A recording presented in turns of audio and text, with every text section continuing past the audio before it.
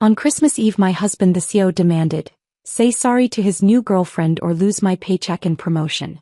I said one word. By morning my bags were packed and my London transfer was done. My husband's father turned white. Please say you didn't send those papers. My husband's smile disappeared instantly. Send what papers? Apologize to Victoria. Tonight. At the Christmas party. In front of everyone. I stared at my husband across the mahogany desk in our home office, the personnel action form with my name on it sitting between us like a declaration of war. Robert's voice was flat, emotionless. The same tone he used when firing executives who'd outlived their usefulness. And if I don't? I asked, already knowing the answer. Before we continue, I want to thank you for being here and sharing these stories of strength and self-worth. If you believe that no one should weaponize their power against those who help them succeed, please consider subscribing. It's free and helps us reach more women who need to hear this. Now let's see how Linda handles this betrayal. Then your salary is suspended. Your promotion is cancelled. And there are documented concerns about your behavior that could lead to termination. He finally met my eyes, and what I saw there wasn't my husband. It was a CEO executing a difficult decision. This doesn't have to be complicated, Linda. Apologize to her and we move forward. Apologize to her. To Victoria Ashford. The 28-year-old chief innovation officer who was sleeping with my husband. The woman whose flawed proposal I'd professionally dismantled at yesterday's board meeting because it would have destroyed everything Morrison Pharmaceuticals stood for. The woman Robert was now protecting at the cost of our 8-year marriage and my career. I looked down at the form again. Salary suspension effective immediately. Postponement of my vice president promotion. The one that was supposed to be announced January 1st. Mandatory public apology for unprofessional conduct towards senior leadership. Something crystallized in that moment. Not heartbreak. I'd already cried those tears 4 months ago when I'd come home early and heard her voice in our bedroom. This was something colder. Clearer. The kind of clarity that only comes when you realize the person you loved has become someone you don't even recognize.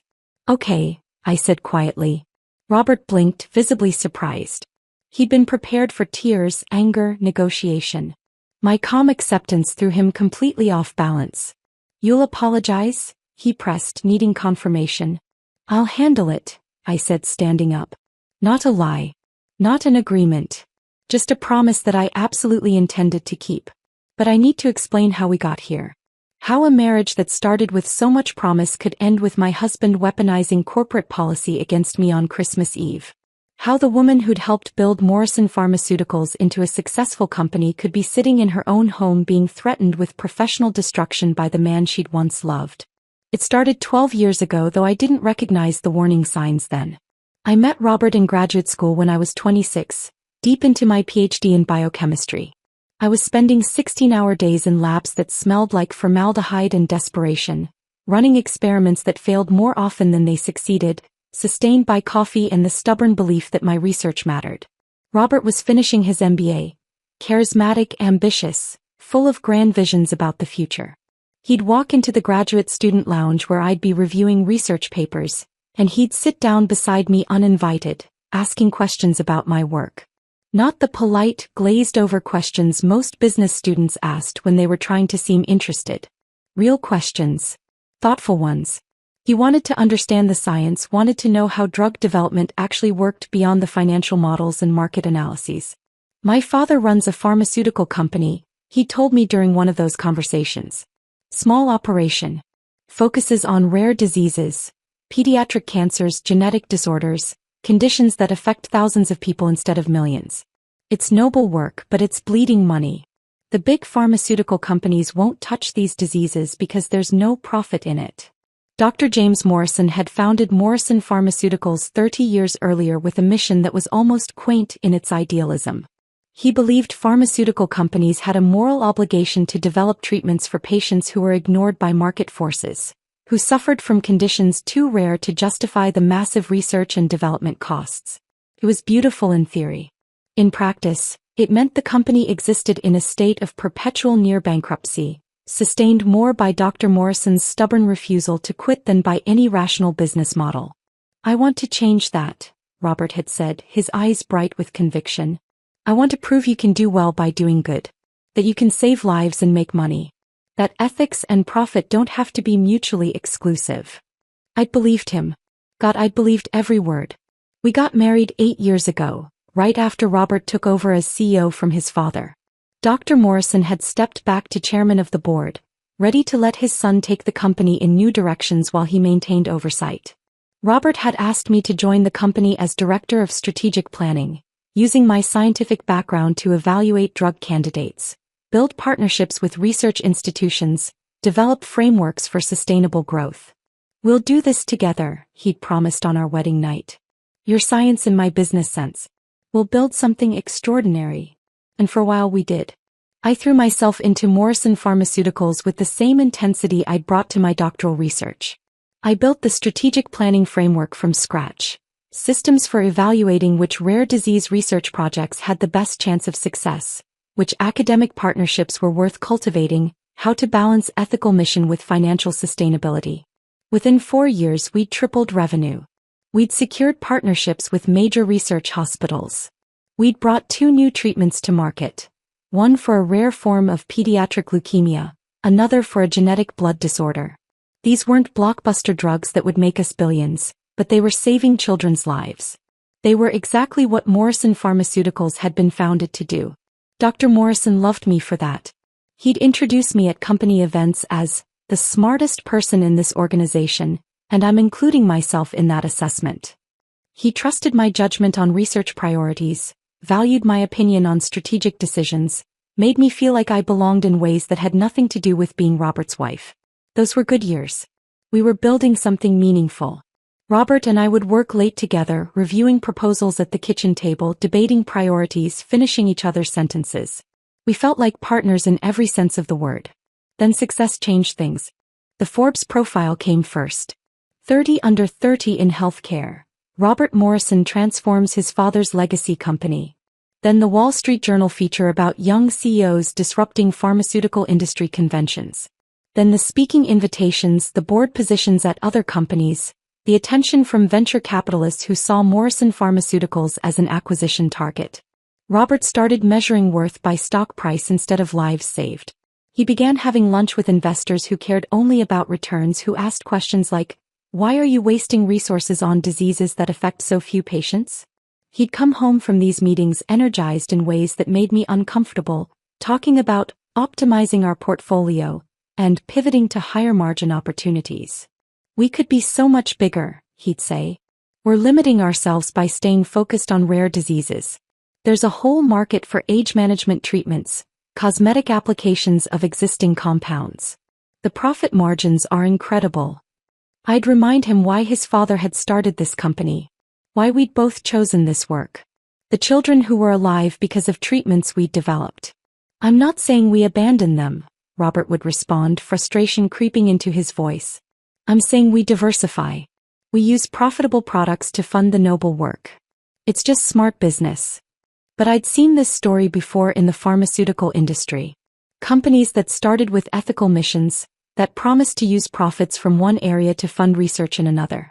Never worked that way. The profitable products always consumed more resources, demanded more attention, became the primary focus until the original mission was just marketing language on a website nobody read. I became inconvenient. The wife who reminded him of humble beginnings.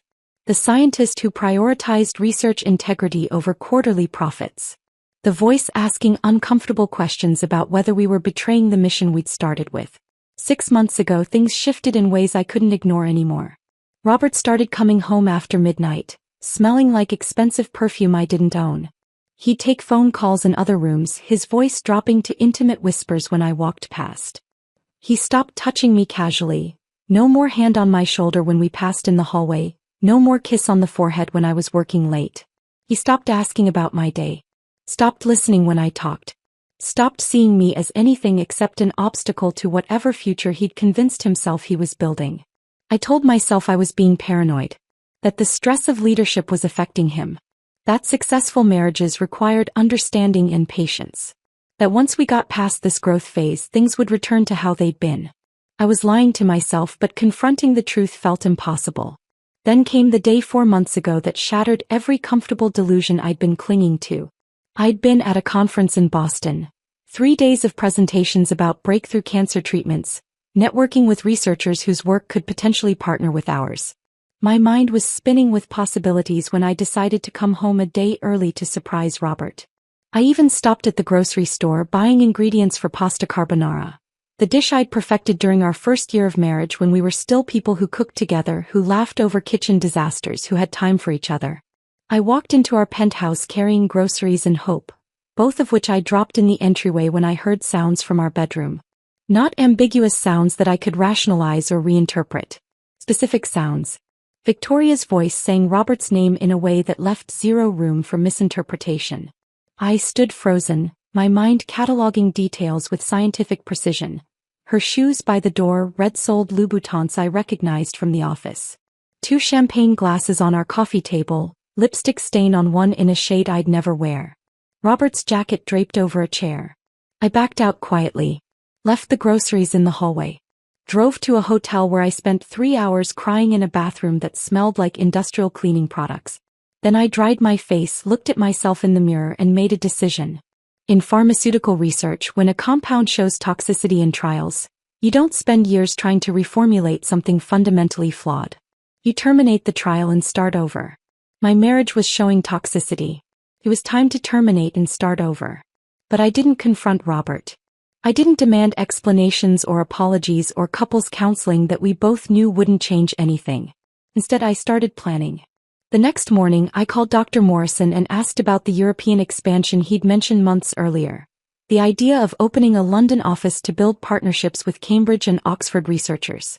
Robert doesn't understand the science like you do, Dr. Morrison had said, his voice heavy with something that sounded like disappointment. He's becoming too focused on financials. I need someone in London who remembers why we started this company. I volunteered immediately. For 4 months, I'd been working evenings and weekends building those London relationships. Vetting researchers. Evaluating compounds. Demonstrating my value to an operation 3,000 miles away. And I'd been documenting everything else. Victoria's flawed proposals. Robert's ethical compromises. Company credit card statements showing hotel rooms and jewelry purchases that had nothing to do with business. Not for revenge. For protection. For the inevitable moment when Robert would try to destroy me professionally to protect his affair. Which brought me to yesterday's board meeting where everything finally came to a head.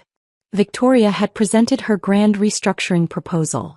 Redirecting 60% of our research budget away from rare disease treatments toward cosmetic anti-aging products. It was filled with buzzwords about high-margin opportunities, and graphs that looked impressive until you examined the underlying assumptions. The science was shallow. The ethics were non-existent. It was everything Morrison Pharmaceuticals had been founded to oppose. I'd spent 3 days preparing a counter-analysis that methodically dismantled every assumption in Victoria's proposal.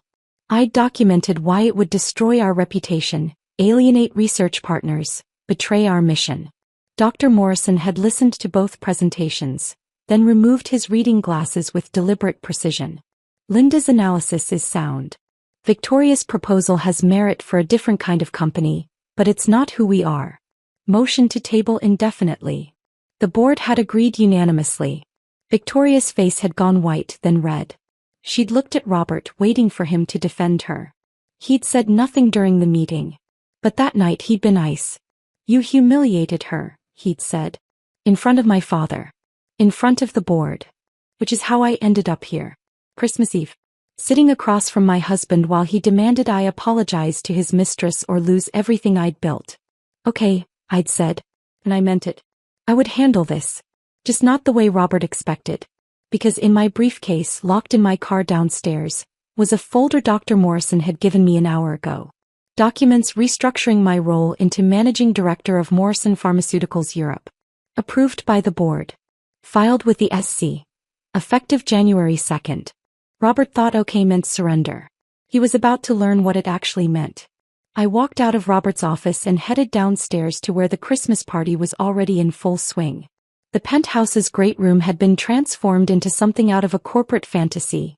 Crystal chandeliers casting warm light over marble floors. A string quartet playing something classical that nobody was actually listening to. Junior executives in cocktail dresses and dark suits trying to network without appearing too desperate. I needed a drink. Or maybe I needed to leave entirely, get in my car and drive until I hit somewhere that wasn't here.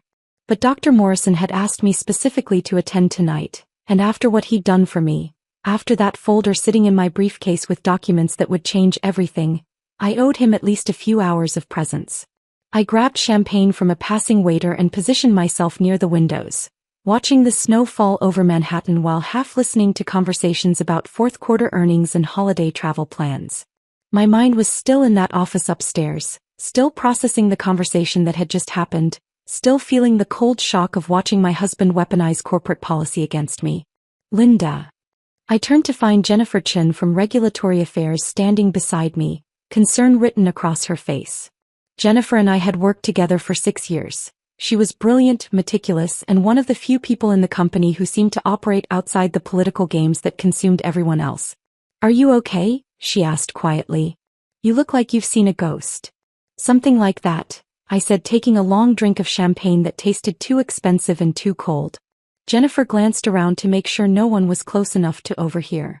"It's about Victoria, isn't it? Robert's making you pay for yesterday's board meeting." I looked at her sharply. "How did you?" "Everyone knows," Jennifer interrupted gently. "About Robert and Victoria. About the board meeting. About the fact that you absolutely demolished her proposal with data she couldn't argue against." She paused. "People are taking sides, Linda. And you might be surprised to learn that most of the actual scientists are on yours. That shouldn't have mattered, but it did. It mattered more than I wanted to admit. Robert wants me to apologize to her," I said quietly. "Tonight. In front of everyone. Says my salary is suspended and my promotion is cancelled until I do." Jennifer's face went pale, then flushed with anger. "He can't do that. That's abuse of authority. He's the CEO," I said. "He can do whatever he wants. Dr. Morrison would never." "Dr. Morrison doesn't know yet." I looked at Jennifer carefully, weighing how much to say, how much to trust. "But he will. Soon." Jennifer studied my face, reading something there that made her expression shift from anger to curiosity. "You have a plan." "I have options," I corrected. Before Jennifer could respond, the energy in the room shifted. Conversations quieted, people turned toward the entrance, and I knew without looking that Victoria had arrived. Victoria Ashford was beautiful in the way that stops conversations. Tall, blonde, wearing a red dress that probably cost more than most people's monthly rent. She moved through the room like she owned it, which I supposed she thought she did now that she'd secured the CEO's attention. I'd watched this transformation over the past 6 months. Ever since Robert had hired her as Chief Innovation Officer without consulting me despite the obvious overlap with my strategic planning responsibilities. She'd arrived with credentials that looked perfect on paper. Stanford MBA, former consultant at Bain, a TED Talk on disruptive innovation in healthcare that had 2 million views. I'd watched that talk once, forcing myself through 18 minutes of buzzwords and inspirational platitudes that said absolutely nothing of substance if you actually understood pharmaceutical research. But Robert had been mesmerized. I remembered watching him during her interview presentation, seeing something in his eyes I hadn't seen in years when he looked at me. Fascination, desire, that particular thrill of something new and shiny and untested. "We need fresh perspectives," he told me when I'd questioned the hire privately. "New ways of thinking. You're brilliant, Linda, but sometimes you're too focused on the science and not enough on the business." Translation: you care about the mission and that's become inconvenient. I should have fought harder then. Should have insisted on being part of the decision-making process. Should have recognized that Robert was already laying groundwork for my marginalization, choosing someone whose loyalty would be to him rather than to the company's founding principles. But I'd still been trying to be the supportive wife, still believing that questioning his judgment would make me look insecure rather than professionally concerned. Victoria saw me across the room and smiled, bright and sharp and triumphant. She raised her champagne glass in a mock toast that made my stomach turn. "She thinks she's won," Jennifer murmured beside me. "She has won," I said. "At least the battle she thinks we're fighting." "What does that mean?" I drained my champagne and set the empty glass on a nearby table. "It means Victoria is playing checkers while the rest of us are playing chess." 3 months after Victoria's arrival, she'd presented her grand strategic vision to the board. the restructuring proposal that had led directly to yesterday's disaster and tonight's ultimatum. I'd spent 3 days preparing my counteranalysis, barely sleeping, surviving on coffee and the growing rage that came from watching someone with minimal pharmaceutical knowledge try to dismantle decades of meaningful work. Victoria's proposal had been full of graphs that looked impressive and buzzwords that meant nothing. Pivoting to high-margin opportunities. Optimizing resource allocation. Leveraging existing compounds for expanded market penetration. What it actually meant was abandoning children with rare genetic disorders in favor of selling anti-aging creams to wealthy consumers who didn't need them. The science was shallow, repurposing existing compounds for cosmetic applications, work that required minimal research but could be marketed at premium prices. The profit margins were undeniably attractive. The ethics were non-existent. I'd documented every flaw in her analysis. The false assumptions about market size. The underestimated costs of regulatory approval for cosmetic products. The complete failure to account for reputational damage when our lead researchers resigned in protest, which they would and which I'd documented with signed statements from 3 department heads. When I'd presented at the board meeting, Victoria's face had gone white, then red. Her voice had gotten sharper and more defensive with each challenge, revealing that she didn't actually understand the science she was proposing to revolutionize. Dr. Morrison had listened to both presentations with that careful attention he brought to everything. When Victoria finished, he'd removed his reading glasses and set them on the table with deliberate precision. "Linda's analysis is sound," he'd said quietly. "Victoria's proposal has merit for a different kind of company, but it's not who we are." Motion to table indefinitely. The board had agreed unanimously. I should have felt vindication. Instead, I'd felt dread watching Robert's face throughout the meeting, seeing him store every moment of Victoria's humiliation like ammunition he'd use later. Which he had. Less than 24 hours later, in fact. "Linda." I turned to find Robert standing beside me, Victoria at his side, her hand possessive on his arm. Up close she was even more striking. Perfect makeup, perfect hair, that particular polish that came from having both money and time to maintain it. "Robert," I said evenly. "Victoria. We need to talk," Robert said, his voice carrying that flat authority that meant this wasn't a request. "I thought we already did," I replied. "In your office. About 30 minutes ago." Robert's jaw tightened. "I meant all 3 of us. Victoria deserves an explanation for yesterday's." "Victoria got an explanation yesterday," I interrupted, looking directly at her. "At the board meeting, where I presented data showing why her proposal would damage the company my father-in-law spent 30 years building." Victoria's smile didn't waver, but something cold entered her eyes. "It's interesting that you frame it that way. As if protecting outdated business models is the same as protecting the company's future. It's interesting that you think anti-aging creams represent the future of pharmaceutical research," I countered. "But then you've never actually worked in pharmaceutical research, have you? Just consulted on it. From the outside. For companies that prioritize profit over patients." "Linda." Robert's voice carried a warning. "What?" I looked at him. "Did you want me to apologize now? Here. Is that what this conversation is about?" Robert glanced around, noticing that we'd attracted attention, that nearby conversations had gone quiet as people sensed confrontation. "Not here," he said tightly. "Upstairs. In my office. 5 minutes." He walked away without waiting for confirmation, Victoria following, her red dress a slash of color through the neutral-toned crowd. Jennifer appeared at my elbow. "Please tell me you're not going up there alone." "I'm not alone," I said quietly. "I have everything I need." "Linda, he's going to try to force this. In front of her. He's going to make you choose between your dignity and your career." "I know," I said. "But Jennifer, he doesn't understand what choice I've already made." I touched her arm briefly, grateful for her concern, then headed toward the elevator that would take me back upstairs to Robert's office. Back to the conversation that would end my marriage and begin everything else. The folder in my briefcase felt heavier than it should, full of documents that represented 4 months of quiet preparation, of building relationships Robert knew nothing about, of creating options he didn't know existed. Okay, I'd told him earlier. And I'd meant it. But not in any way he understood. The elevator doors closed and I watched the party disappear below me. All those people celebrating a holiday in a company that was about to change in ways they couldn't yet imagine. When the doors opened on the executive floor, I could see lights spilling from Robert's office down the hall.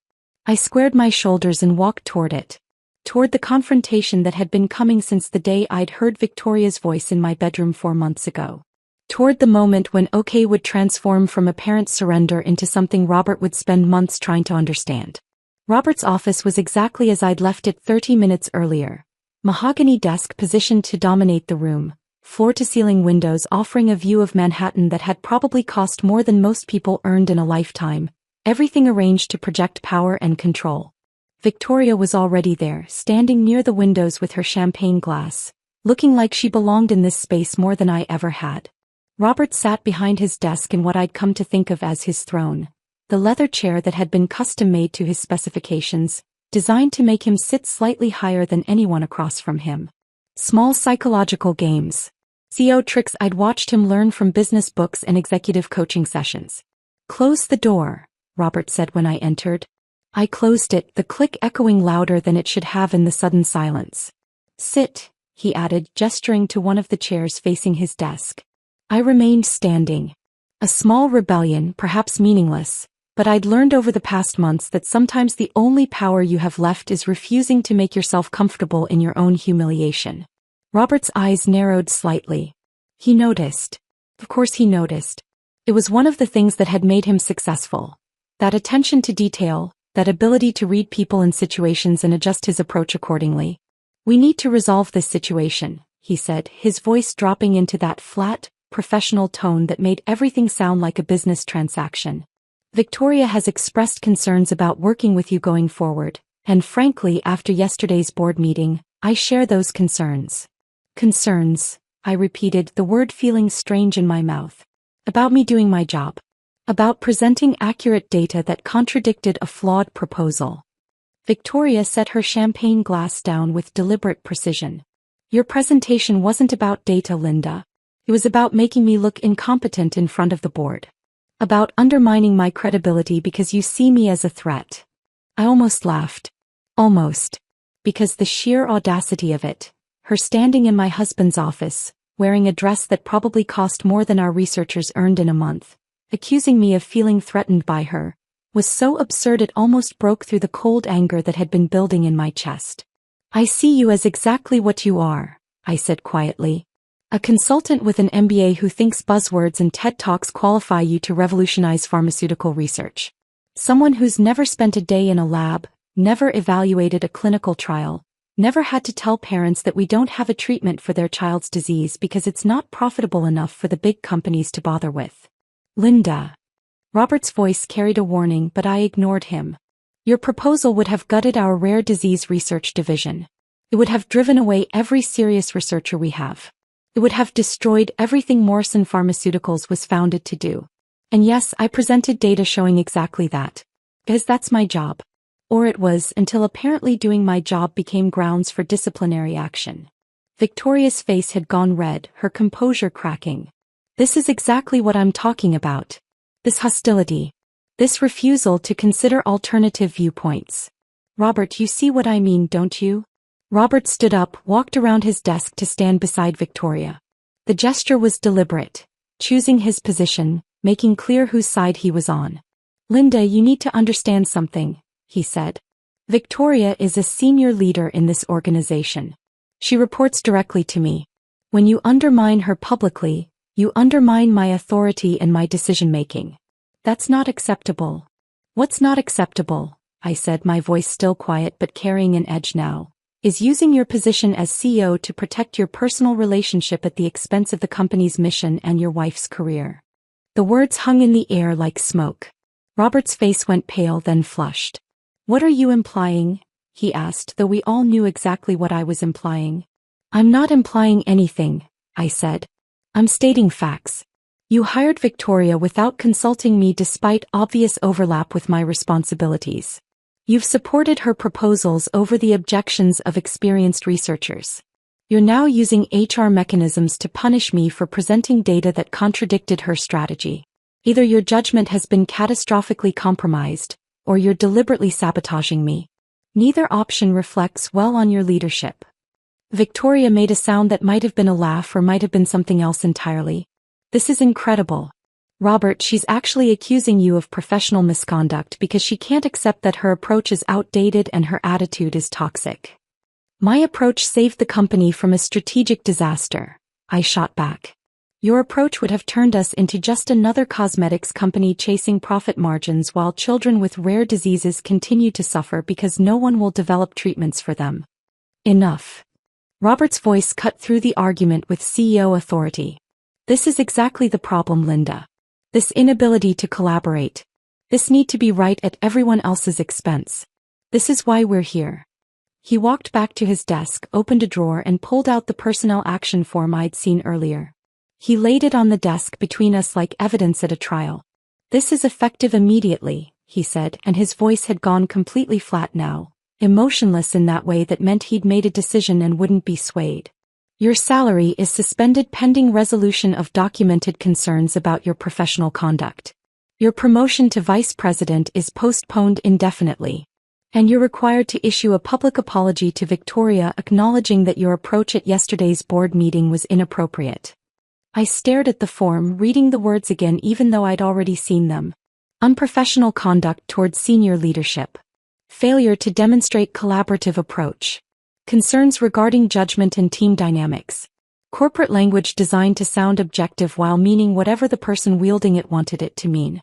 This is retaliation, I said quietly. Using company policy to punish me for challenging Victoria's proposal. Using your authority as CEO to protect your, I paused, choosing my words carefully, professional relationship with her. This is accountability, Robert countered. For behavior that multiple people have documented as problematic. Multiple people, I repeated. You mean Victoria? Who documented concerns after I contradicted her at a board meeting. That's not multiple people. That's one person with a vested interest in discrediting me. There are other complaints, Robert said. From researchers who felt bullied by your management style. From colleagues who've experienced your dismissive attitude toward ideas that don't align with your vision. This was news to me.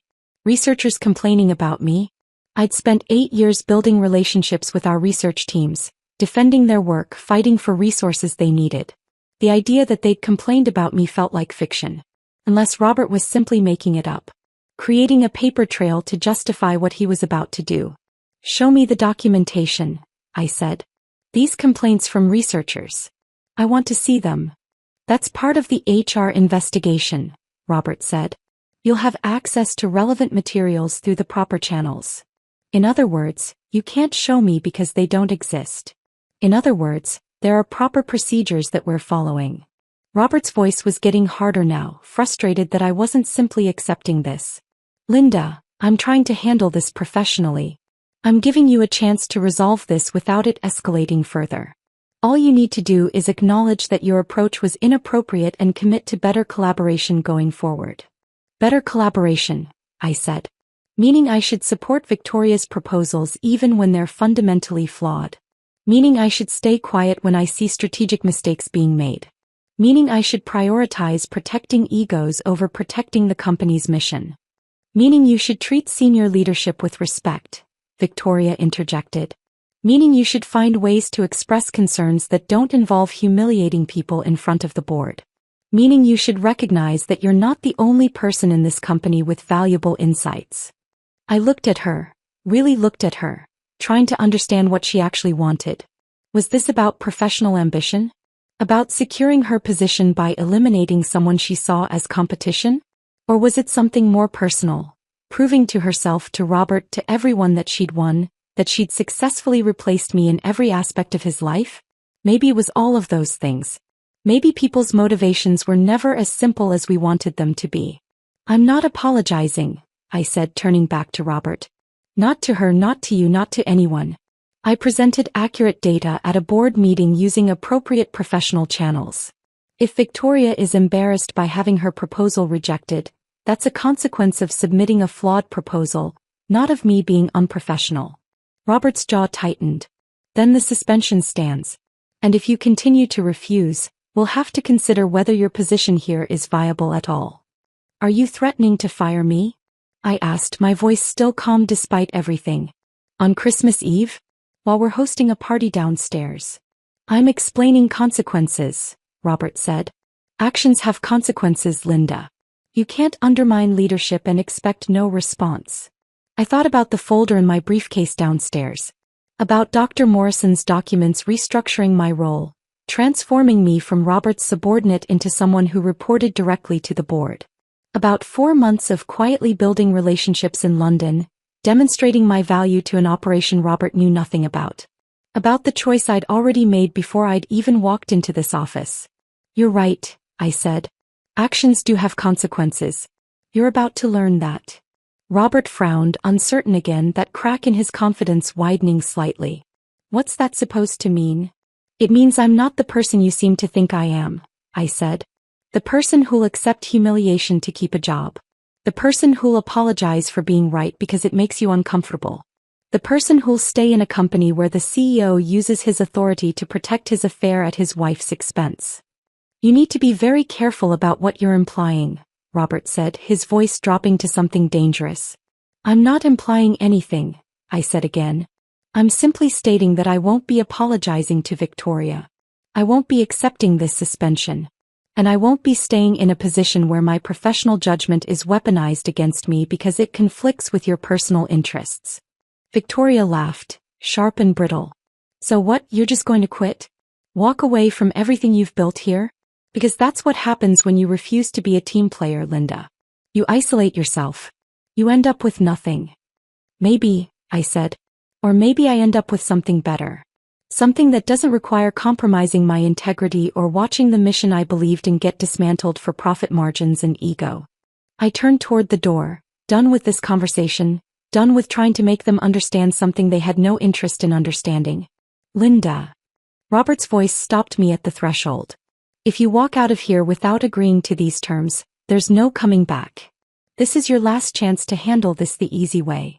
I looked back at him, at this man I'd married 12 years ago when I still believed love and ambition could coexist without destroying each other. Hey, I said. The same word I'd said earlier. The word he'd taken as surrender. But this time I saw the flicker of doubt in his eyes. The beginning of understanding that maybe, just maybe, he'd miscalculated something fundamental. I'll handle this, I added.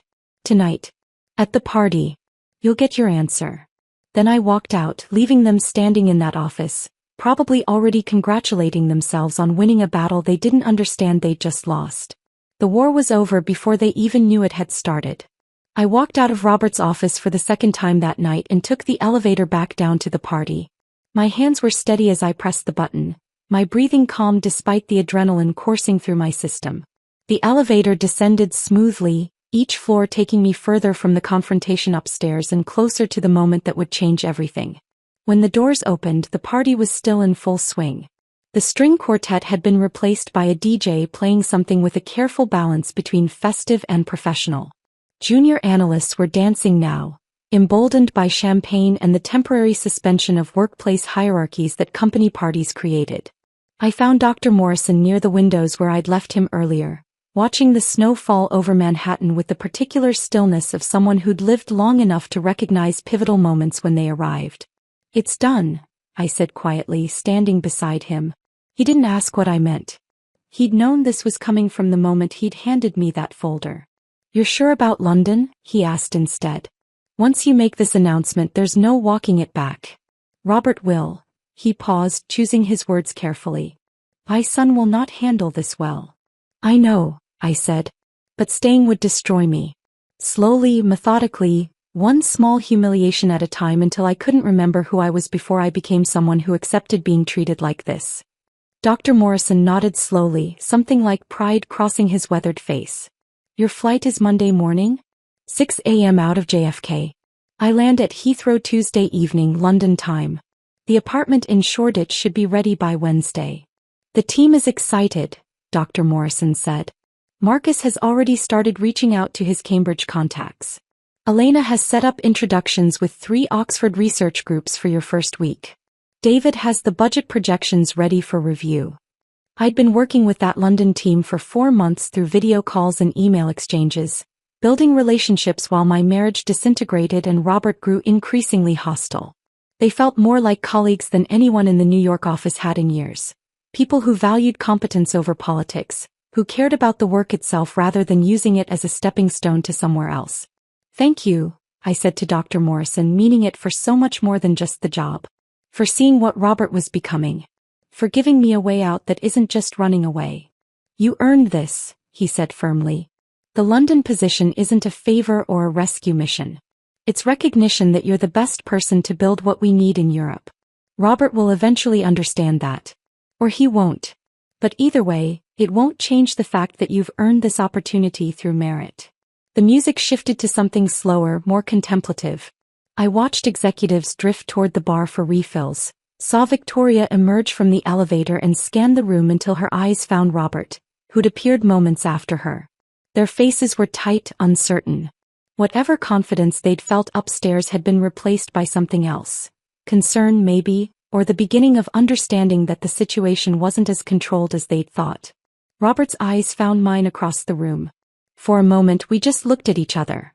Husband and wife, CEO and Director of Strategic Planning, two people who'd once believed they were building something together and had somehow ended up as adversaries in a corporate drama neither of us had wanted. Then he started walking toward me, Victoria close behind, and I knew the time had come.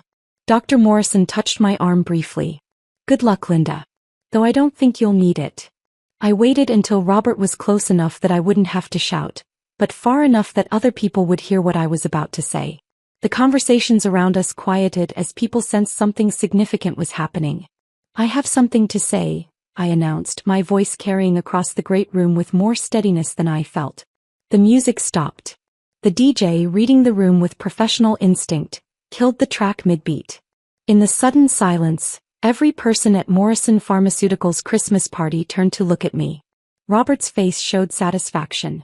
He thought he'd won, thought I'd bent to his ultimatum, thought I was about to publicly apologize to Victoria and cement his control over both his company and his personal life. Victoria's smile was radiant, triumphant. She raised her champagne glass in a small gesture that looked celebratory to anyone watching but that I knew was mocking. A private acknowledgement that she'd taken everything that had been mine and I was about to acknowledge her victory publicly. I looked at both of them, these people who'd thought they could corner me, force my compliance, make me choose between dignity and survival.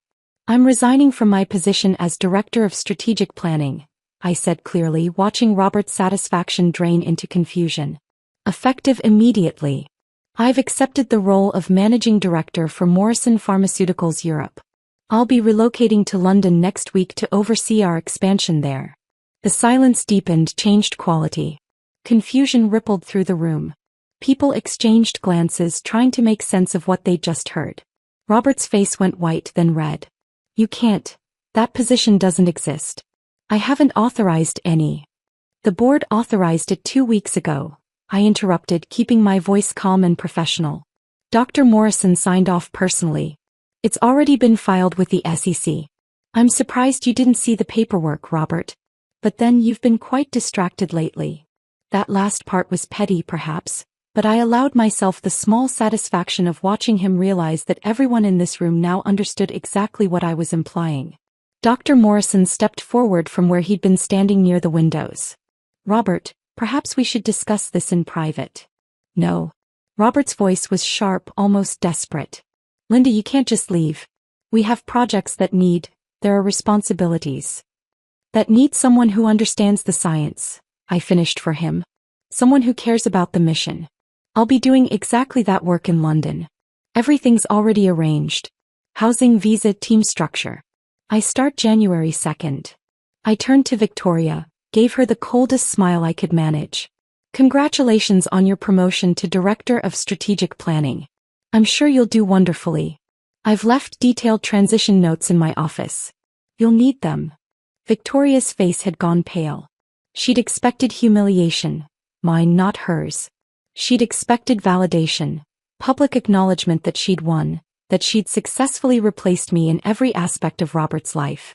Instead, she was being handed a job she wasn't qualified for, in front of everyone who knew she wasn't qualified for it, as the woman she'd tried to destroy walked away with dignity intact. I started toward the exit, my head high, my heart pounding but my expression serene. Linda, wait, Robert's voice cracked slightly. We need to talk about this. You can't just. I paused at the door, looked back at the room full of executives watching this corporate drama unfold. My eyes found Dr. Morrison, who gave me the slightest nod of approval. Okay, I said, using the same word I'd given Robert twice already tonight. The word he'd taken as surrender. In this context, in front of all these witnesses, it meant something entirely different. It meant, okay, I'm done.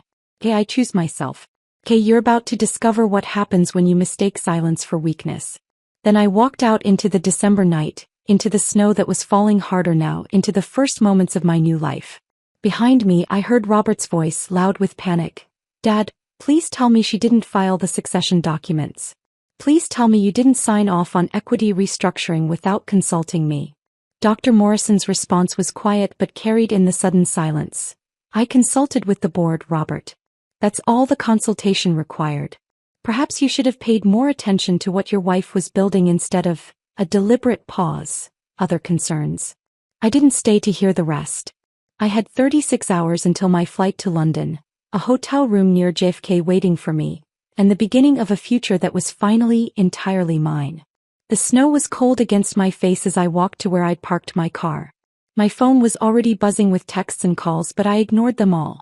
There would be time for logistics and explanations and the administrative dismantling of a marriage. But tonight I just needed to feel this. The weight lifting from my chest, the possibility opening before me, the understanding that I'd chosen myself over everything else and the sky hadn't fallen. I'd survived. More than survived. I'd won, though not in any way Robert or Victoria would understand.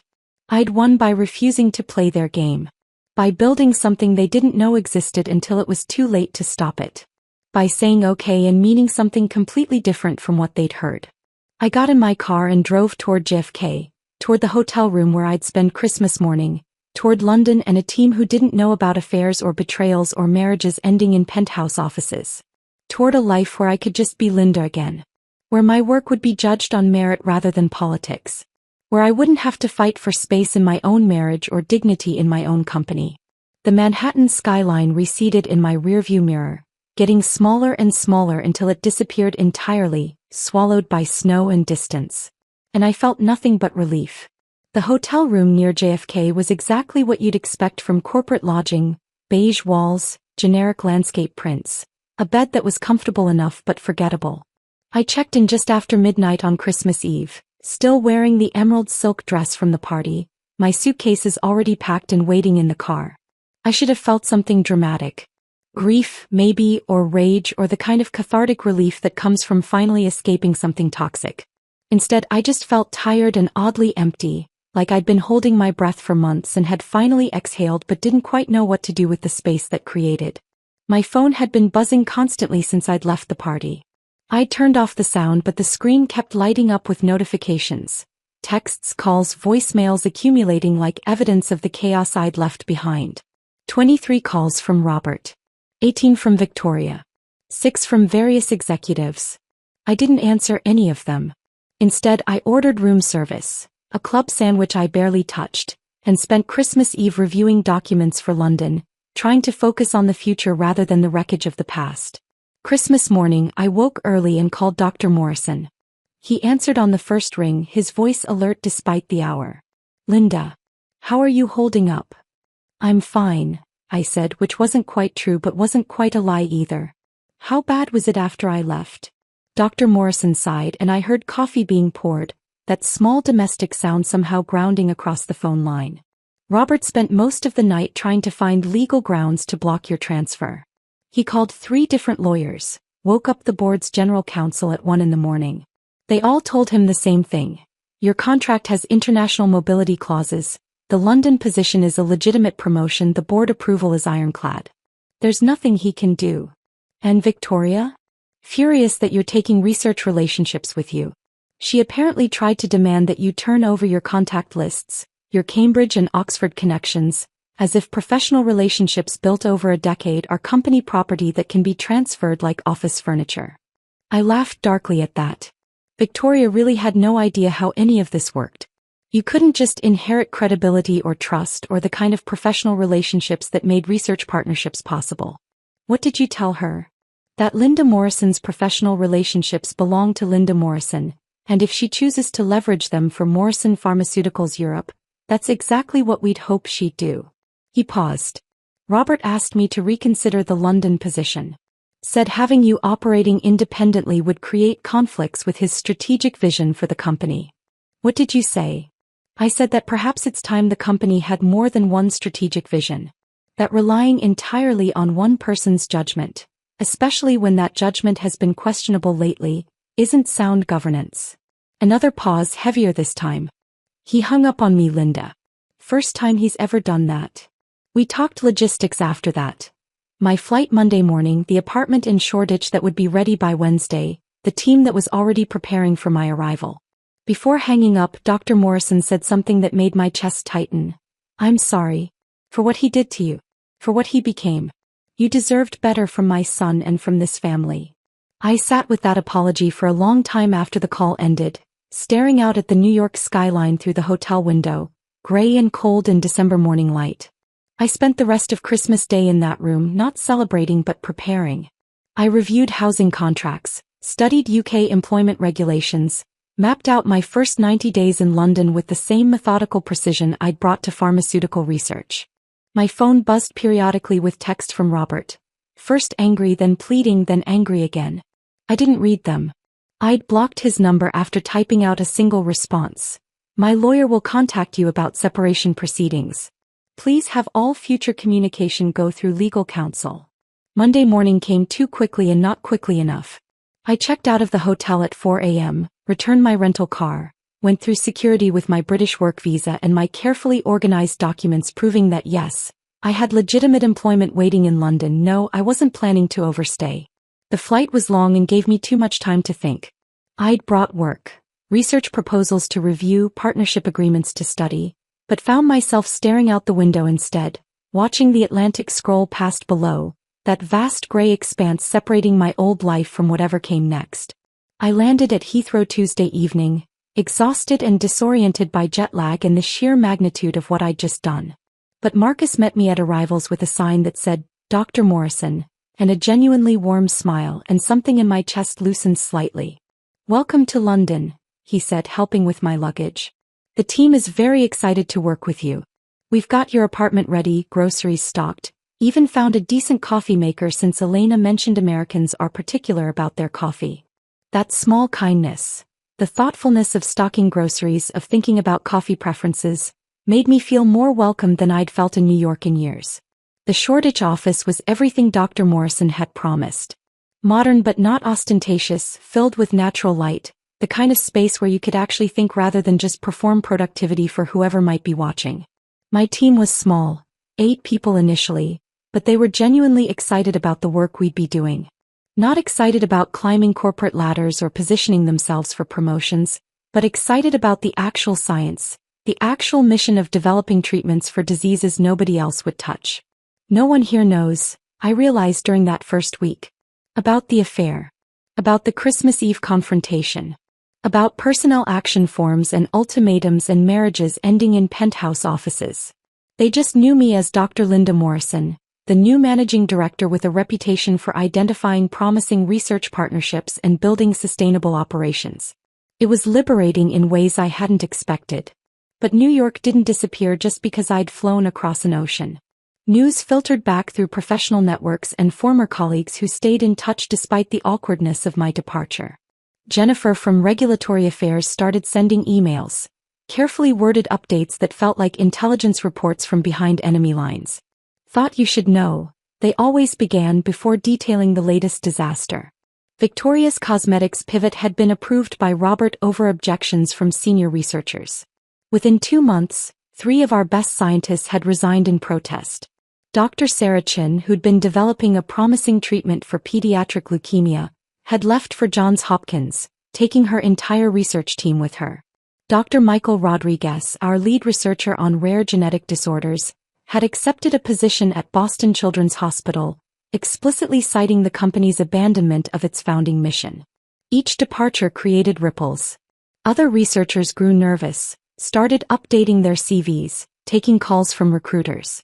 Morale collapsed. Productivity suffered. The culture here is toxic now, Jennifer wrote in March. People don't trust leadership. Robert keeps promising that the cosmetics division will generate revenue to fund rare disease research, but nobody believes him.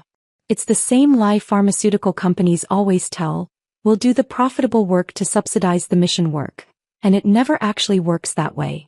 I read these updates with complicated feelings. Vindication that I'd been right about Victoria's proposal, but also sadness watching something I'd helped build crumble from leadership failures I'd predicted but couldn't prevent. Mark from research operations called every few weeks, ostensibly with technical questions about projects I'd initiated but really just checking on me, making sure London was working out.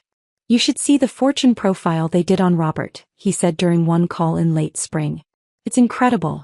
Glowing praise for his bold strategic vision and willingness to make tough decisions. They make him sound like he's revolutionizing healthcare.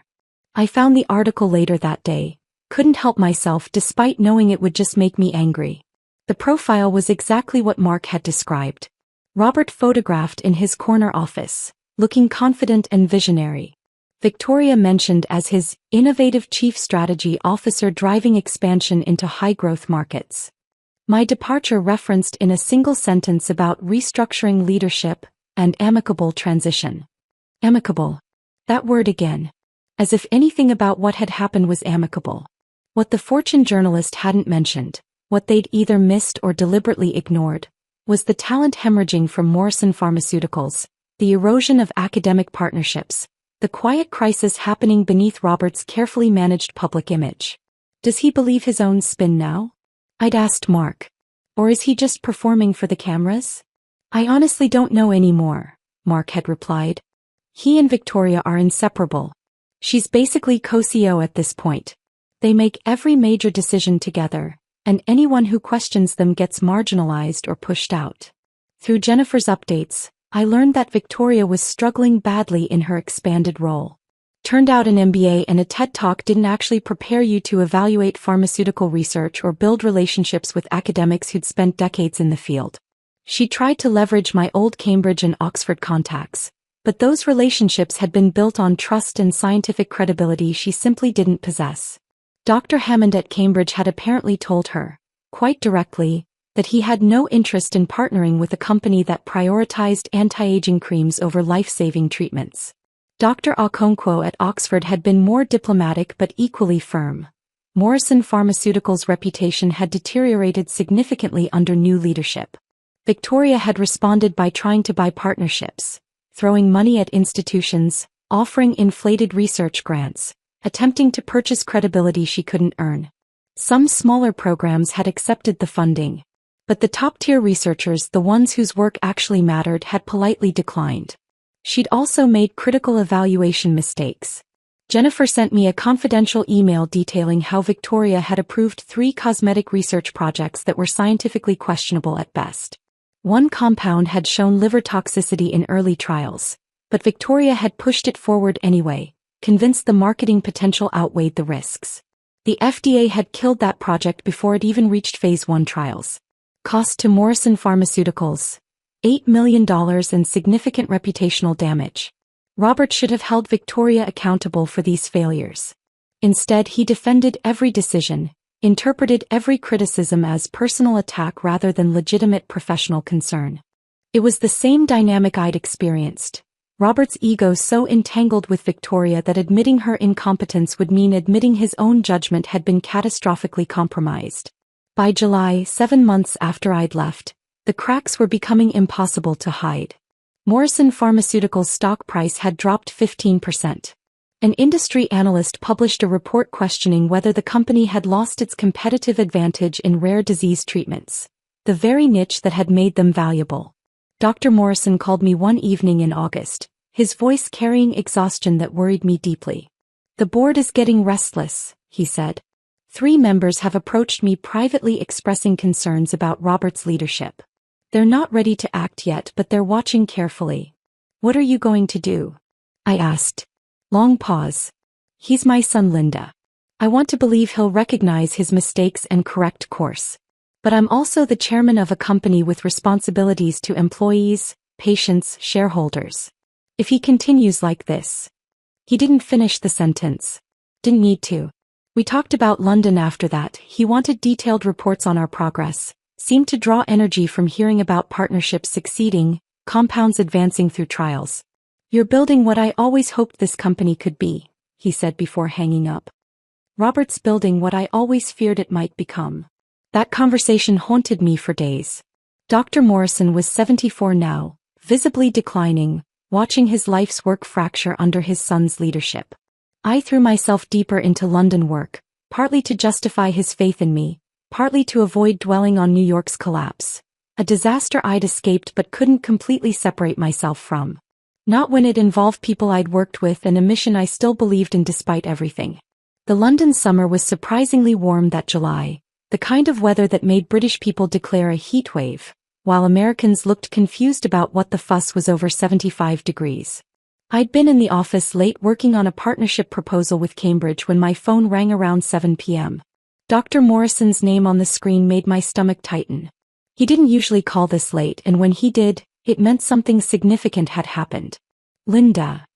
His voice sounded strained, older than I'd heard it even during our difficult conversations about Robert's declining leadership. I need to tell you something before you hear it elsewhere. The board is launching an investigation into Robert's use of company funds. I set down my pen carefully, my mind immediately jumping to those credit card statements I'd documented months ago. The hotel rooms. The jewelry purchases. The restaurant bills that had nothing to do with legitimate business expenses. What kind of investigation? I asked, keeping my voice neutral. Inappropriate expenses. Possible personal enrichment. Violations of our ethics policies. Dr. Morrison paused and I heard something that might have been a glass being set down, liquid being poured. He was drinking, which he rarely did. An anonymous report was filed with our compliance hotline 3 weeks ago. Very detailed documentation. Dates, amounts, even photographs of credit card statements. My chest tightened. Dr. Morrison, I need you to understand something. I documented those expenses, yes. I kept records as insurance in case Robert tried to come after me legally. But I never filed any reports. I never sent anything to compliance or the board or anyone else. I had to ask, he said quietly. Not because I thought you would, but because the board will ask me and I needed to be able to answer honestly. Then who? I asked, though even as the words left my mouth, the answer was crystallizing with devastating clarity. That's what I can't figure out, Dr. Morrison said. Who else would have access to this information? Who else would have documentation detailed enough to? Victoria, I interrupted. Silence on the other end of the line. Then, what? But she and Robert are together. Why would she? We're together, I corrected, my mind racing through the implications. Dr. Morrison, think about it. Victoria aligned herself with Robert when he had power and could advance her career.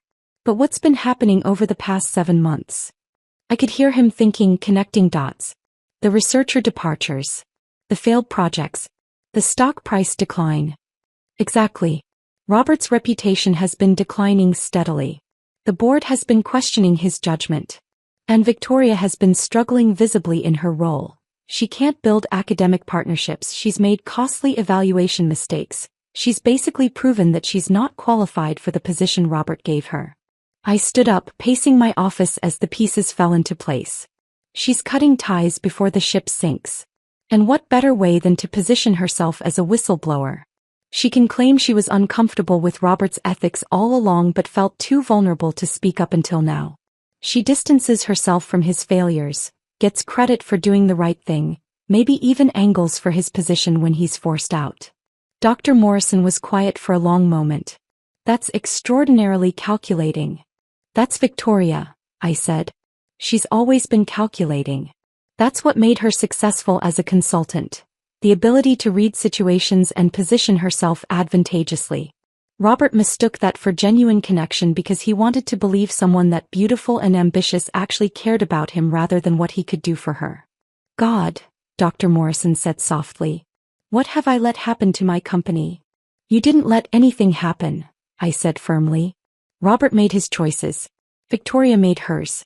You're the one who created alternatives, who made sure the mission could survive regardless of what happened in New York. London is thriving because you had the foresight to build something separate from Robert's leadership. We talked for another 20 minutes about the investigation. How external counsel had been brought in, how thoroughly they were reviewing expenses, how Robert would be given a chance to explain, but the documentation was apparently damning.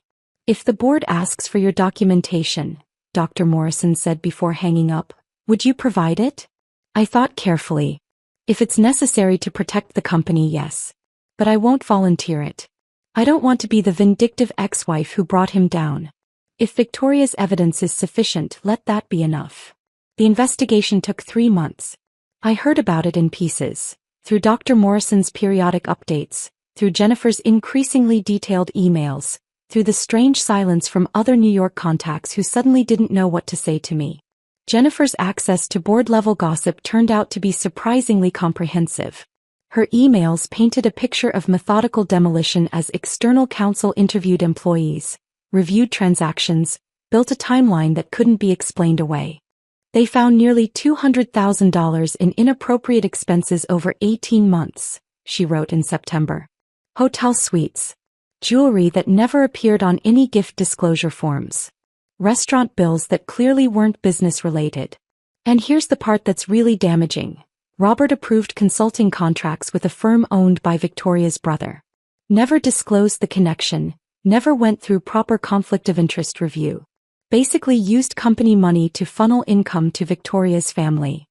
I read that sitting at my desk in Shoreditch watching rain streak the windows, feeling something complicated twist in my chest.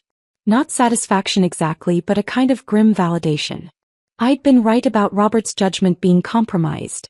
I'd been right that his relationship with Victoria was affecting his professional decisions. I'd been right, and being right felt hollow and sad rather than triumphant. Marcus knocked on my office door around that time, concerned about my expression. Everything okay? Just news from New York, I said, closing my laptop. Nothing that affects our work here. But that wasn't entirely true. Morrison Pharmaceuticals' reputation was taking hits that affected the entire organization, including the European division. Some potential partners were asking questions about leadership stability, about whether the company's mission was changing, about whether they wanted to associate with an organization that was making headlines for the wrong reasons. The board met today, Jennifer wrote in late September. Executive session, no minutes recorded. Robert looked like he'd aged a decade. Victoria wasn't there. Apparently she's been put on leave pending investigation results. Rumor is she's negotiating her exit package behind the scenes. So Victoria was getting out ahead of it. Smart. She'd position herself as someone who'd been caught up in Robert's misconduct rather than as an active participant. She'd probably land somewhere else within months, her resume carefully scrubbed to emphasize successes while burying the disasters. That was how people like Victoria operated, always thinking 3 moves ahead, always positioning for the next opportunity, always willing to sacrifice anyone who became inconvenient to their upward trajectory. In early October, Dr. Morrison called again. The board gave him a choice. Resign quietly with basic severance, or face termination for cause and possible legal action to recover the misappropriated funds. What did he choose? I asked, though I already knew. Resignation. His lawyer advised it. Fighting would mean public trials, media coverage, everything becoming much uglier than it already is. Dr. Morrison's voice carried exhaustion that worried me. There'll be a press release tomorrow. Standard language about pursuing other opportunities. The press release arrived the next morning, forwarded by Jennifer with no comment necessary. Robert Morrison was stepping down to pursue other opportunities.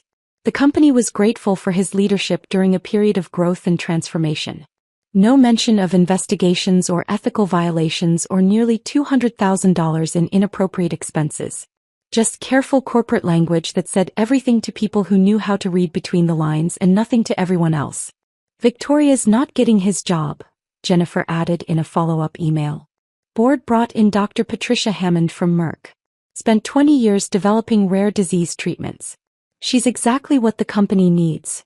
Actual pharmaceutical experience and commitment to the original mission. I knew Patricia slightly from industry conferences. Brilliant researcher, strong ethical compass, completely uninterested in the kind of political games that had consumed Robert and Victoria. Her appointment sent a clear message about the direction Morrison Pharmaceuticals was taking. Back to the mission. Back to rare disease research. Back to everything Dr. Morrison had founded the company to do. I should have felt vindicated. Should have felt satisfaction that the company was being rescued from Robert's disastrous leadership. Instead, I mostly felt sad. Sad for Dr. Morrison watching his son's public disgrace. Sad for the employees who'd believed in Robert's vision. Sad for the time and energy wasted on cosmetics pivots and political infighting instead of work that actually mattered. But I also felt something else. Gratitude maybe that I'd gotten out when I did. That I was building something in London rather than still fighting battles in New York. That I'd chosen myself over loyalty to a man who'd stopped deserving it. Elena knocked on my office door that afternoon. Linda? The Cambridge team wants to schedule a call about advancing the cystic fibrosis compound to phase 2 trials. Are you available tomorrow morning? Absolutely, I said, pulling up my calendar. What time works for them? Real work. Scientific progress. Children's lives being saved. This was what mattered. Not corporate drama or executive downfalls or investigations into expense accounts. Robert's choices had consequences. Victoria's calculation had paid off in the short term but would probably haunt her long term. Dr. Morrison's company was being rescued by someone who actually understood its mission. Me. I was exactly where I needed to be, building something real while New York sorted through the wreckage of everything Robert had destroyed. The investigation concluded. Robert resigned. Victoria left quietly with her severance package and carefully crafted narrative. And Morrison Pharmaceuticals began the slow work of rebuilding its reputation under Patricia Hammond's leadership. I stayed in London watching it all from across the Atlantic, grateful for the distance, grateful for the escape, grateful that OK had meant exactly what I'd needed it to mean. Life in London had settled into a rhythm by the second year. The European division had grown from 8 people to 63, with offices now in London, Paris, and Berlin. We had 7 compounds in various stages of clinical trials, partnerships with 12 research institutions across Europe, and a reputation for being the part of Morrison Pharmaceuticals that had stayed true to the original mission. I'd made friends, actual friends, not just professional contacts. Emma, a researcher at Imperial College who I'd met through Marcus. David, a patent attorney who lived in my building and had talked me through the complicated process of international intellectual property law over numerous pub dinners. Sarah, an American expat who ran a bookshop in Bloomsbury and reminded me that life existed beyond pharmaceutical research. I'd built a life, in other words. Not the life I'd imagined when I was 26 and getting married, but a good life. An authentic one. So when the email arrived on a Tuesday morning in March, 2 years and 3 months after I'd walked out of that Christmas party, I almost deleted it without reading. The sender address was one I didn't recognize. The subject line was simple, something I need to say. Spam probably. Or a phishing attempt. I hovered my cursor over the delete button. But something made me open it instead. The first line told me everything. Linda, I've been in therapy for 6 months. Robert. I should have stopped reading right there. Should have deleted it and maintained the walls I'd carefully built that had made peace possible. But curiosity is a powerful thing, and after 2 years of silence, part of me needed to know what he possibly thought he had to say now. My therapist suggested I write this. The email continued, not because you owe me anything but because I owe you the truth. I destroyed our marriage because I was terrified of my own inadequacy. I sat back in my chair staring at those words on my screen. You were brilliant. Everyone knew it. You understood the science in ways I never could. My father respected your judgment over mine. The researchers trusted you more than they trusted me. Instead of dealing with that insecurity, I tried to diminish you. I found someone who made me feel superior instead of inadequate. I used my position to punish you for being competent. I convinced myself you were the problem when the truth was I'd become someone I didn't recognize. Rain was streaking the windows of my Shoreditch office. That persistent London drizzle that never quite qualified as rain but soaked you thoroughly anyway. I read that paragraph 3 times, feeling complicated things. Robert was finally saying what I'd known for years. Finally admitting what had been obvious to everyone except him. But acknowledgement 2 years late couldn't undo the damage, couldn't erase the humiliation or the pain or the years of my life I'd spent trying to save something that had already died. The email went on. Victoria left me 6 months ago, by the way. Once I lost the CEO position, I stopped being useful to her. She's at a biotech startup now, still climbing, still ambitious, still everything she always was. I almost laughed at that. Of course Victoria had left once Robert lost his utility. Of course she'd landed somewhere else, probably with a carefully crafted narrative about having been caught up in circumstances beyond her control. That was who she'd always been. Someone who'd climb over anyone to get where she was going, then rewrite history to make herself look principled in the process. "I'm not asking for forgiveness," Robert wrote. "I'm not asking for anything. I just wanted you to know that what you did, walking away, choosing yourself, building something meaningful in London, taught me more about leadership and integrity than I learned in my entire time as CEO. You were right. About the cosmetics pivot, about Victoria, about the cost of compromising our mission for profit. About everything. I hope London is everything you needed it to be. I hope you found peace." Robert. I stared at that closing for a long time. Hope you found peace. As if peace was something you found rather than something you built, day by day, decision by decision, through the hard work of choosing yourself even when it cost you everything you thought you wanted. But yeah, I had found peace. Or built it. Whichever. I spent an hour debating whether to respond at all. Part of me wanted to just delete the email and pretend I'd never seen it. But another part, the part that had loved Robert once, that had believed in what we were building together, felt like he deserved some acknowledgement. Finally, I wrote back, "Robert, thank you for your honesty. I hope your therapy continues to help. I hope you find your way back to the person you were before ambition consumed everything else. Take care." Brief. True. Not warm but not cruel. Acknowledging his message without reopening doors that needed to stay closed. I hit send and closed my laptop, stood at my window watching London traffic below, thinking about how far I'd come from that Christmas Eve when my world had shattered. Robert's apology didn't change the past. It didn't make the betrayal hurt less or the humiliation fade. But it did offer something valuable. Confirmation that walking away had been exactly right, that the problem hadn't been me, that I'd made the only choice possible when staying would have meant slowly losing myself. 6 months later, on a cold September morning, I got a call from Patricia Hammond. "Linda." Her voice was gentle in a way that immediately made my stomach drop. "I have difficult news. James passed away last night. Peacefully in his sleep. His family was with him." I sat down heavily, my office suddenly feeling too small, the air too thin. Dr. Morrison. The man who'd seen me as more than just Robert's wife. Who'd valued my judgment.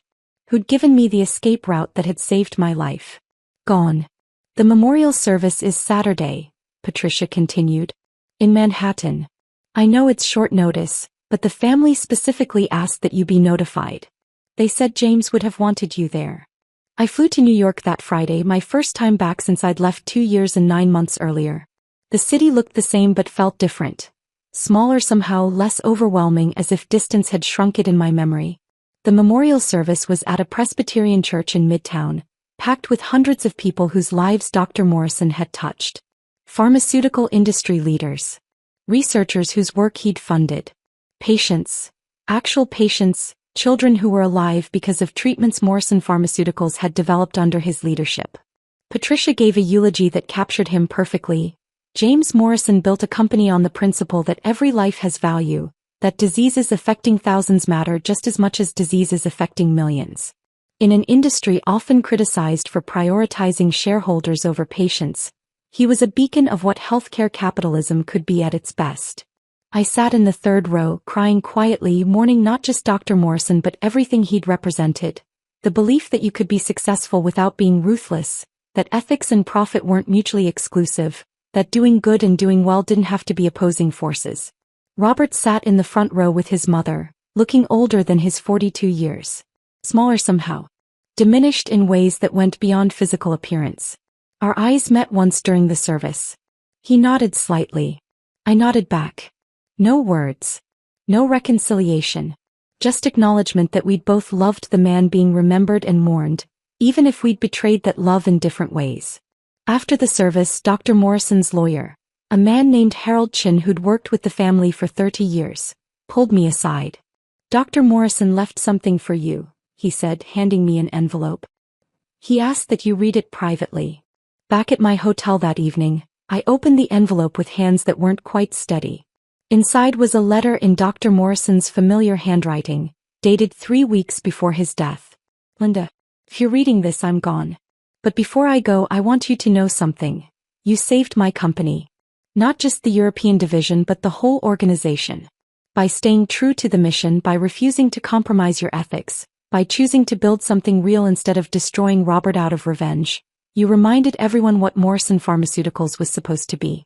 I had to stop reading, overwhelmed by emotion, grief and gratitude and the weight of being seen so clearly by someone who'd mattered so much.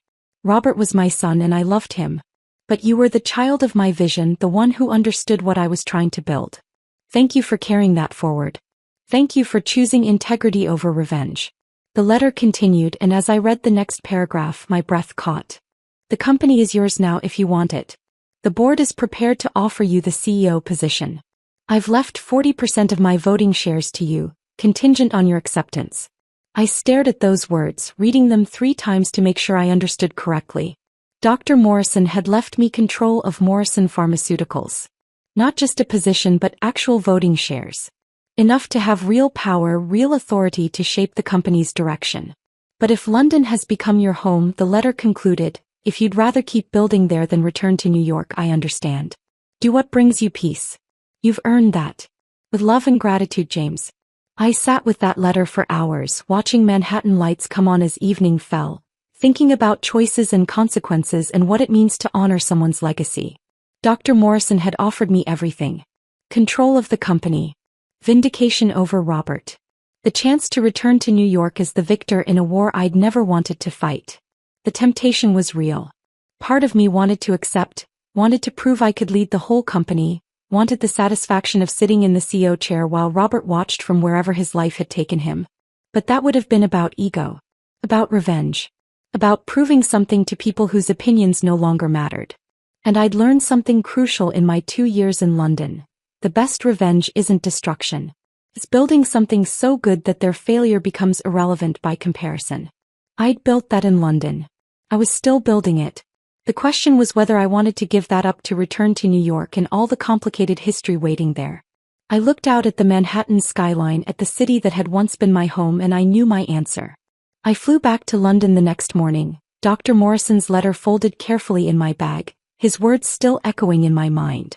The company is yours if you want it. 40% voting shares. The CEO position waiting for me.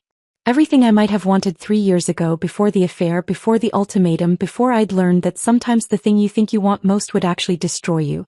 The call from Patricia Hammond came 2 days later, on a Wednesday afternoon while I was reviewing partnership agreements with the Karolinska Institute in Stockholm. Linda. Patricia's voice was warm but carried a professional uncertainty. I assume you've read James's letter by now. I have, I said carefully. Then you know the board is prepared to offer you the CEO position. I want to be clear. I was hired as interim leadership specifically because no one knew whether you'd accept the role James clearly intended for you. If you want to return to New York, I'll step aside. No hard feelings. This was always meant to be your company if you chose to claim it. I looked out my office window at the Thames, at the London skyline that had become so familiar over the past 2.5 years. Watched a tour boat drift past, tourists probably taking photos of Tower Bridge in the distance. Patricia, I appreciate the confidence, I said. Dr. Morrison's confidence, yours, the board's. It means more than you know. But, Patricia said, hearing what I hadn't said yet. But I'm going to decline. Silence on the other end. Then, can I ask why? Linda, this is everything most people in our industry spend entire careers working toward. Control of a major pharmaceutical company. The resources to shape research priorities. The platform to influence healthcare policy. Dr. Morrison built all of this and he wanted you to have it. Because I'm happy here, I said simply. I'm building something that matters. I have a team that functions on competence rather than politics. I make decisions based on science and ethics rather than stock prices and ego. I wake up every morning doing work that aligns with who I actually am. I paused, trying to find words for something I'd only recently fully understood myself. Accepting the CEO position would mean returning to New York. Navigating all the politics that destroyed my marriage. Constantly managing Robert's shadow and everyone's memories of what happened. Every decision I made would be examined through the lens of our history. Every challenge to my authority would carry subtext about whether I was qualified or just the ex-wife who came back to claim revenge. We could manage that, Patricia said. We could set clear boundaries, establish your authority independently of. You can't promise that, I interrupted gently. Culture change takes years. Organizations have memories. And honestly, Patricia, I don't want to spend the next decade of my life fighting those battles. I did that for 8 years in my marriage. I'm done fighting for space that should have been freely given. Patricia was quiet for a long moment.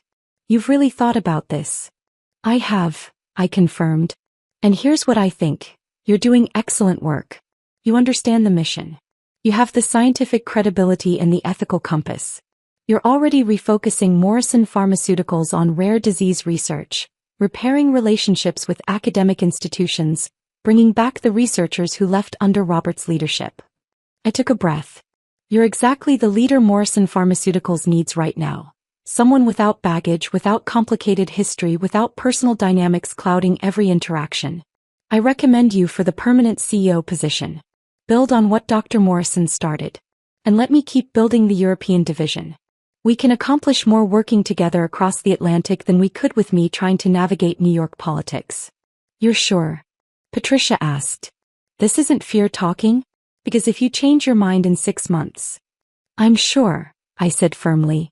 This isn't fear. It's clarity. For the first time in years, maybe in my entire adult life, I know exactly what I want and why. That's worth more than any title. We talked logistics after that. How the equity stake would work with me staying in London, how we'd coordinate between US and European operations, how we'd structure reporting relationships to honor Dr. Morrison's vision while building something sustainable. When I finally hung up, I felt a weight lift that I hadn't even fully realized I'd been carrying. The weight of expectation, of obligation, of feeling like I needed to prove something to people whose opinions had long since lost their power over me. I stayed in London. Over the next year, the European division grew to over 100 people with expanded offices in Paris and Berlin, and new partnerships across the continent.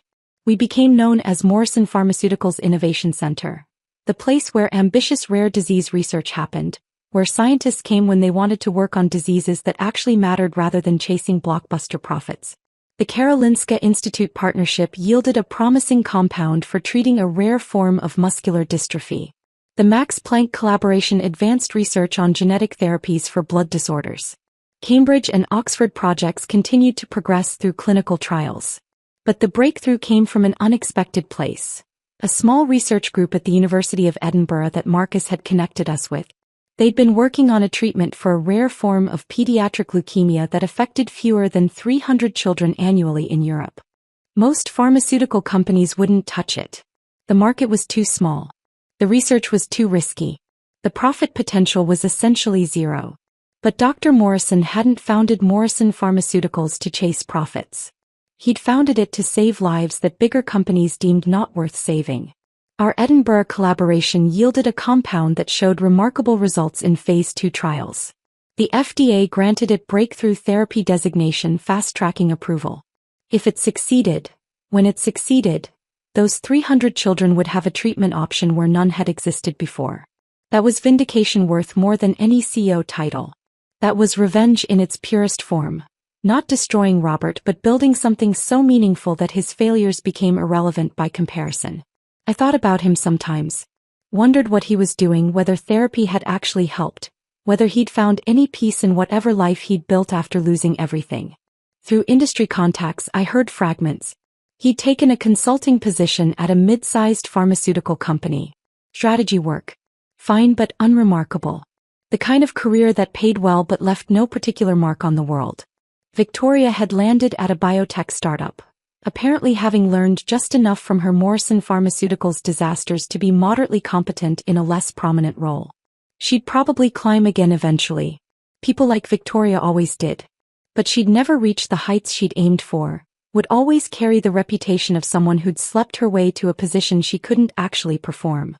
Neither of them was thriving. But neither had been completely destroyed either.